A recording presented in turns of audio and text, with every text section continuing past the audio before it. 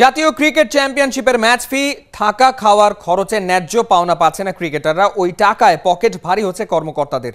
৭১-এর ক্যামেরায় এমন ঘটনা ধরা পড়েছে মাদারীপুর ভেন্যুতে। নাটোর জেলা দলের ক্রিকেটারদের অসন্তোষ, অভিযোগের আঙুল দলটির কোচ ম্যানেজারের দিকে। মাদারীপুর ঘুরে এসে আরো জানাচ্ছেন শামসুল আরিফিন।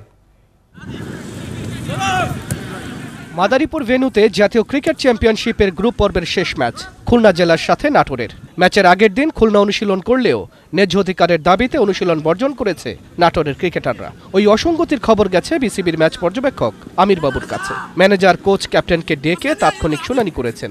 সেখান থেকে জানা গেছে প্রতি ক্রিকেটারের জন্য ১০০০ টাকার হোটেল বরাদ্দ। নাটোরের ক্রিকেটারদের রাখা হচ্ছে ৩০০ টাকার সিট ভাড়ায়, খাওয়ার জন্য ৮০০, সেখানেও কাটছাট। একাদশের ক্রিকেটারদের জন্য ম্যাচ ফি বাবদ ১০০০ টাকা, সেখানেও ছলচাতুরি করছে কোচ ম্যানেজারের জোট।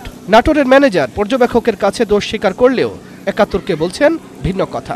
আমাদের এখনকার হোটেল ভাড়া এটা আমরা এখনো শিওর হতে পারিনি কত টাকা নিবে, আজকে হয়তো শিওর হবে। ক্যামেরার সামনে কোচ ম্যানেজারের দুর্নীতি নিয়ে কথা বলতে অস্বস্তিতে পড়েছেন দলটির ক্যাপ্টেন। আমরা তো জানতাম না, আমরা এখন জানলাম যে ১০০০ টাকা বাজেট একটা হোটেলে। আমরা এখন জানলাম, জানার পরে আসলে আমরা একটু আশ্চর্য হয়েছে। আমাদের যে হোটেল আছে ১০০০ হোটেল না। এমন ঘটনা দেশের ক্রিকেটের জন্য অসম্মানের বলছেন ম্যাচ পর্যবেক্ষক।